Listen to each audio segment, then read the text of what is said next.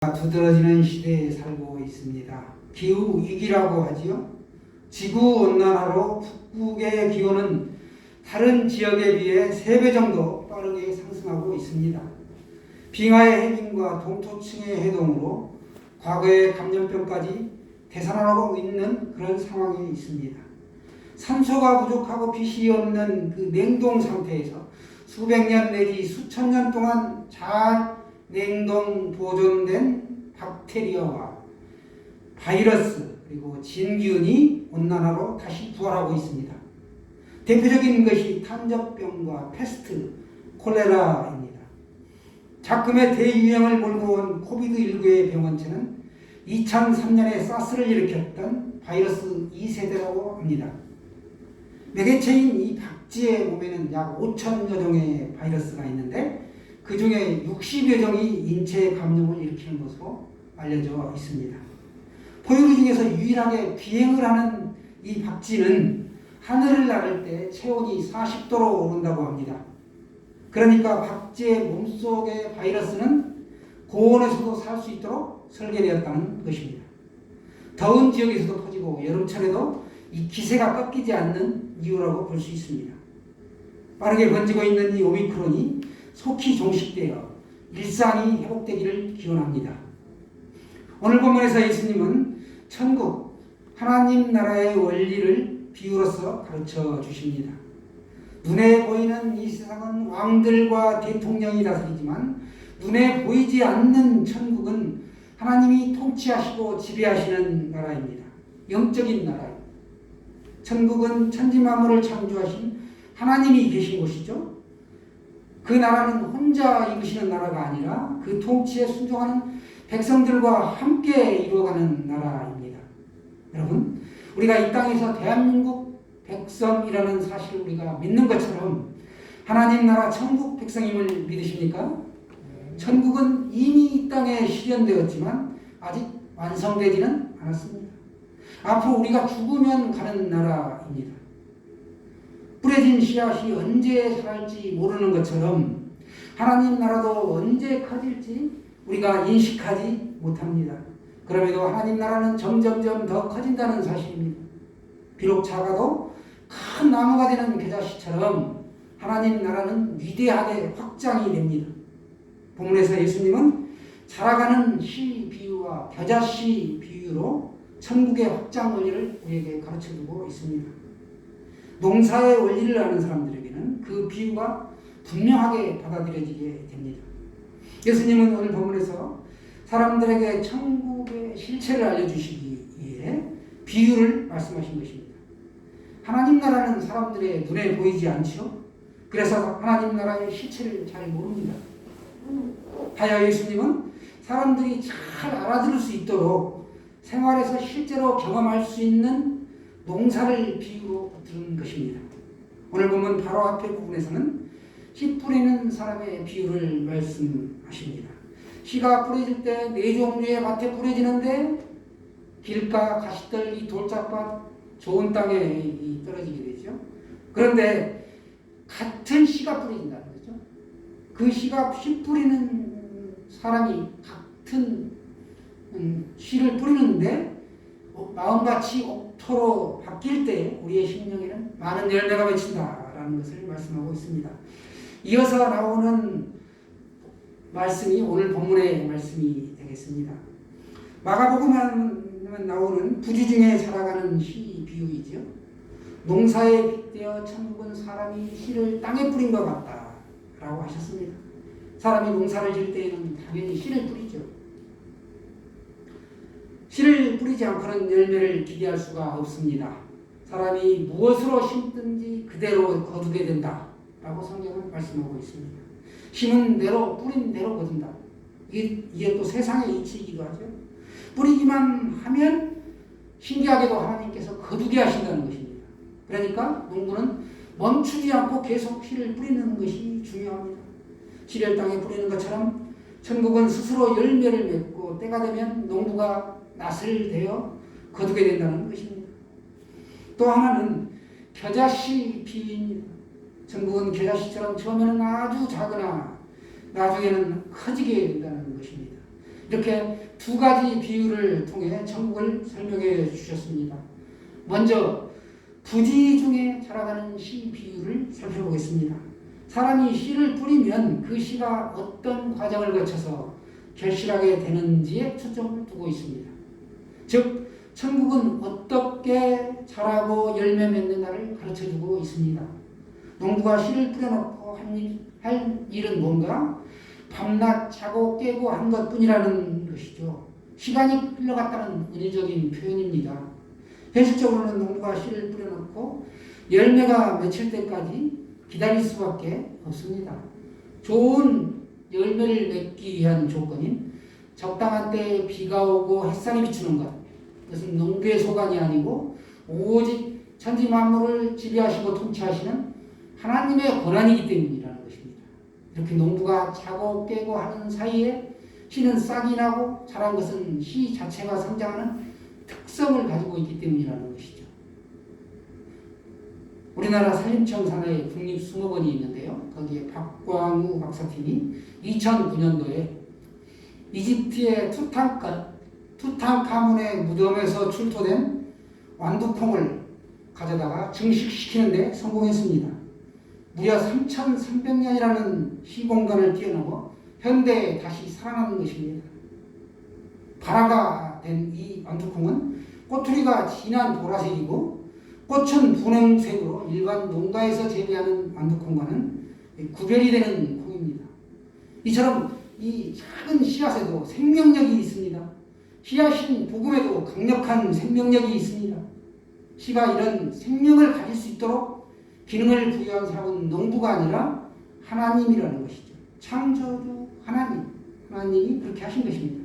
땅은 스스로 열매를 맺는다. 이 말씀도 농부가 땅을 기름지게 만들려고 전혀 노력하지 않았다는 것이 아니라 땅이 애초에 씨를 품고 그것을 성장시킬 수 있는 능력을 갖고 있다는 것을 말씀하고 있습니다.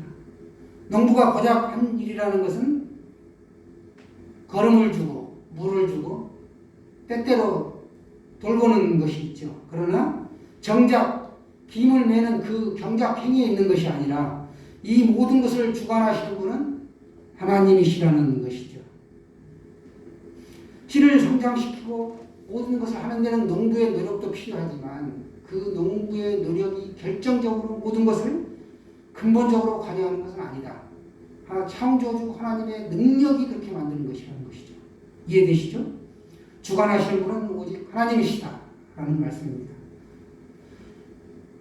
고린도전서 3장 6절 7절은 그래서 말씀합니다. 나는 심었고 아볼로는 물을 주었으되 오직 하나님께서 자라게 하셨나니 그런즉 심는 이나 물 주는 이는 아무것도 아니로되 오직 자라게 하시는 이는 하나님뿐이니라. 아멘입니다. 천국에 계시는 사람인 농부가 뿌려야 합니다. 씨를 뿌리기 전에 열매를 걱정하지 말고 농부는 계속해서 씨를 뿌려야 하는데 이것이 농부에게 주어진 임무입니다. 씨를 심는 이유는 열매를 맺는다는 믿음이 있기 때문이죠. 얼마 전에 김제 마늘밭에서처럼 돈을 땅에 묻어둔다면 그것은 보관을 위해서이지 자라기 위한 것은 아닙니다. 씨를 땅에 심는 것은 그 씨를 아는 사람에게는 결코 무모하지 않다는 것입니다. 뿌려진 씨는 시간이 흐르면 충실한 열매를 맺고 그 익은 열매를 농부가 낫을 대해서 추수하는 것처럼 천국, 즉 하나님의 심판이 임한다는 것이죠. 그것이 바로 천국의 원리입니다. 하나님 나라의 완성은 세상의 종말의 때를 말합니다. 농부가 낫을 댄다. 심판의 때가 종말의 때가 임했다는 것입니다. 2000년 전에 예수님은 이미 초림하셨습니다. 주님 다시 오시면 종말이 오는데 그때 최후의 심판이 있는 것이죠. 우리는 초림과 재림 사이에서 이미와 아직 사이에서 오늘 현실을 살아갑니다. 오늘 내가 이 자리에서 드리는 이 예배가 얼마나 나를 변화시킬까 실망하지 마시기 바랍니다. 콩나물처럼 눈에 보이지 않지만 우리는 매일 자라가고 있다는 사실입니다. 저희 처가가 살았던 인피에 농작물을 심어놓고 한 일주일 열흘 뒤에 가보면 어느새 싹이 나와 있는 것을 보게 됩니다. 눈물을 흘리며 씨를 뿌리는 자는 기쁨으로 거두리로다. 울며 씨를 뿌리러 나가는 자는 반드시 기쁨으로 그 곡식단을 가지고 돌아오리로다. 아멘. 복음의 씨를 부지런히 뿌리는 저와 여러분이 되기를 원합니다. 지하철을 타고 있으면 잡상인들이 지나가고 그 다음으로 또 두 부류의 사람이 지나가는데 앞을 못 보는 맹인이 지팡이를 짚고 바구니를 한 손에 들고 목에 찬송가 테이블 카세트를 걸고 찬송가를 들으며 지나갑니다. 정말 이 불쌍한 일이에 사람들이 동전을 주고 지폐를 주게 되는데 저도 한 번은 주머니에 5만원권이 누가 차비하라고 준 거 있었는데 동전도 없고 1,000원권도 없고 만원권도 없어가지고 낼까 말까 하다 결국은 그게 아까워서 못 드렸습니다. 믿음이 거기까지밖에 안 되는 것이죠. 긍휼을 베풀어야 하는데 그러지를 못했습니다. 물론 한두 명이 아니죠. 그렇지만 그들이 불경이나 여타 다른 것이 아닌 이 찬송가를 사람들에게 들려주면서 간다는 거예요. 누군가에게는 얼마나 큰 위안이 되겠습니까? 분명히 위안을 받는 사람이 있을 것입니다. 또 한 부류는 주 예수를 믿으라 그리하면 너 안에 집이 구원을 받으리라. 아멘. 이렇게 복음을 증거하면서 전도자들이 또 싹 지나갑니다. 사람들은 길을 막고 왜 저래? 손가락질을 하지요. 그들은 돈이 생기고 밥이 생기고 자기의 어떤 아무 이익이 없는데도 그렇게 매일 정해놓고 한다는 것입니다. 얼마나 열심히 씨를 뿌리는지 몰라요. 우리가 그렇게는 하지 못해도 내 주변에서 복음을 증거해야 될 줄로 믿습니다. 다음은 겨자씨 비유입니다. 예수님께서는 겨자씨의 특성을 가지고 천국을 설명하시는데 첫째, 겨자씨는 땅의 모든 씨보다 아주 작다라고 말씀하셨습니다. 원어에 보면 미크로테론이라고 나와 있는데 이건 가장 작다는 최상급 표현입니다. 작다, 원급이죠. 비교급, 더 작다, 최상급, 가장 작다. 그러니까 가장 작다, 이 겨자씨가. 사실은 난초씨가 이거보다 더 작은 씨인데 당시 사람들은 겨자씨가 가장 작은 씨앗이라고 알고 있었습니다. 겨자씨가 얼마만큼 작은가 하면 이 겨자씨 750개를 한데 모아가지고 무게를 달면 채 1g이 안 나갈 정도입니다. 그렇게 눈에 보이지 않을 만큼 작은 씨인데 이 작은 씨가 자라서 모든 풀보다 더 커지고 큰 가지를 낸다는 겁니다. 성지 영상을 보게 되면 지금도 갈릴리 호수 주변에는 보통 성인 키높이 정도의 이 겨자가 아주 군락을 이루고 있고 4월달에서 6월달경에는 꽃이 노란 십자꽃이 피어 있습니다. 우리나라의 유채꽃 비슷한데 아주 큰 것은 4m, 5m 정도까지도 자랍니다. 그런데 이 씨는 기름을 짜고 줄기와 그 씨가 있는 깍지는 이제 가축의 사료로도 쓰입니다. 이 겨자는 큰 가지를 내어 공중의 새들이 그 그늘에 깃들일 정도가 된다는 것이죠. 줄기가 큰 것은 사람 팔뚝만큼 크게 자라므로 가히 나무라 보임직하고 공중의 새들의 보금자리가 된다는 것입니다. 큰 나무가 된다는 표현은 어떻게 풀이 나무가 되겠습니까? 그런데 예수님의 그 십자가를 말씀하고 있습니다. 예수님의 천국 복음이 겨자씨처럼 아주 작고 미미해 보이지만 나중에는 큰 가지를 내는 것처럼 많은 사람을 구원할 뿐만 아니라 그들에게 은혜와 평강을 끼친다는 것이죠. 천국은 농부가 씨를 땅에 뿌리는 것과 같고 씨에는 스스로 자라는 생명력이 있다, 능력이 있다라는 것입니다. 겨자씨는 또 아주 가장 작은 씨앗이지만 자라면 큰 가지가 되어 새들이 깃들인다는 것입니다. 이처럼 천국의 비밀은 감추어져 있습니다. 믿는 자만이 알아볼 수 있는 것이죠. 이 비유의 핵심은 복음의 씨를 계속해서 뿌리라는 것입니다. 그리고 복음을 들은 자들은 누구나 전해야 할 의무가 있습니다. 농부는 새벽부터 저녁까지 비가 오든 바람이 불든 걱정하지 않고 씨를 뿌립니다. 그러면 기쁨으로 단을 거두게 되고 나중에는 복음의 근원이신 예수님께 칭찬을 받게 됩니다.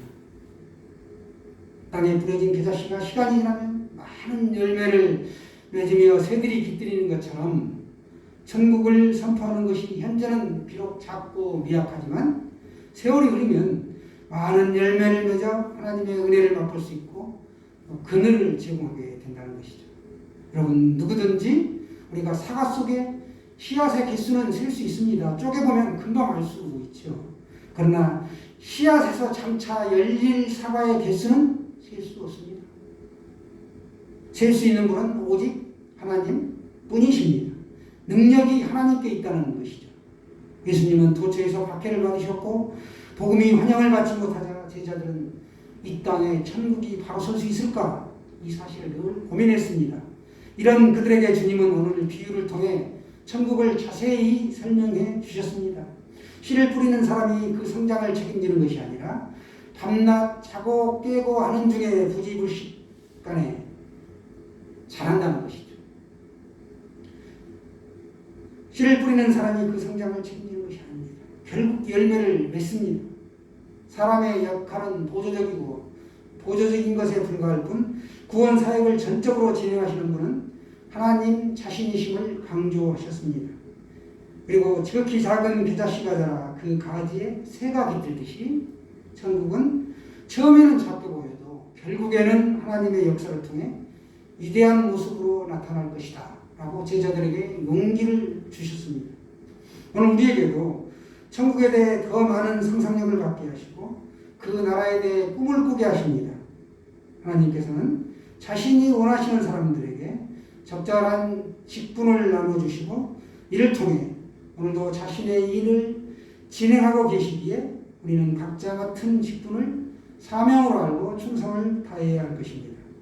우리는 교회의 일을 자기 관점에서 판단하지 않도록 주의해야 합니다. 중요한 것은 우리 자신의 성취가 아니라 하나님께서 교회를 통해 이루시고자 하는 일이 성취되는 것이다 라는 사실입니다. 우리는 이를 위해 하나님의 심부름을 할 뿐입니다. 하나님은 나를 도우시는 분이시지만 오히려 우리를 불러 하나님의 일을 돕도록 하셨습니다. 하나님이 우리 가정과 우리 각자에게 사명을 주셨습니다. 작은 천국인 이 교회에서 여러 가지 헌신과 봉사의 일을 하도록 하셨습니다. 또 직장과 삶의 현장에서 온전한 성도의 삶을 살아가야 하는 사명도 주신 것입니다. 이 사명은 해도 되고 하지 않아도 되는 것이 아니라 이 선택의 문제가 아니라 반드시 해야 되는 것이죠. 성도라면 남녀노소 빈부귀천을 따지지 않고 누구에게나 한 사람도 예외 없이 하나님께서 주신 사명이 분명히 있습니다. 언제나 하나님이 주신 이 사명을 우리가 잘 감당해야겠습니다. 그러면 우리가 이 하나님의 사명을 잘 감당할 때 우리 안에는 이 천국의 기쁨을 맛볼 수 있습니다. 맛볼 수 있는 그런 위로와 평안을 하나님께서 주신다는 것이죠. 예수님은 인간을 죄에서 구원하시기 위해 이 땅에 오셨습니다. 그리고 이 일을 위해 말씀을 가르치시고 병자들을 치료하시며 복음을 전파하셨습니다. 그리고 마지막에는 우리 인류 구원을 위해 몸소 십자가를 지시고 돌아가신 것이죠. 예수님은 이렇게까지 끝까지 하나님께서 맡겨주신 사명을 잘 감당하셨습니다. 오늘 살펴본 비유는 우리로 하여금 자신이나 또 우리 여기 예수 그린 교회의 이 초라한 현재의 모습을 보고 실망하거나 결코 좌절하지 말고 오직 하나님의 크신 능력과 권능과 이 섭리를 믿는 그 믿음 안에서 우리가 복음사에게 매진하도록 우리에게 용기를 북돋아주고 계십니다. 말씀을 읽어야 합니다. 성경은 우리가 쉽게 이해하지 못하는 책입니다. 그래서 목회자를 세워 설교를 통해 말씀을 선포하게 하시고 성경을 공부하도록 하셨습니다. 성도의 신앙의 핵심은 씨앗, 즉 복음인 예수 그리스도이십니다. 여러분의 영혼을 위하여, 후대를 위하여 보이지 않는 이 영혼 관리에 투자하는 믿음의 사람이 되시기를 주님의 이름으로 축원합니다.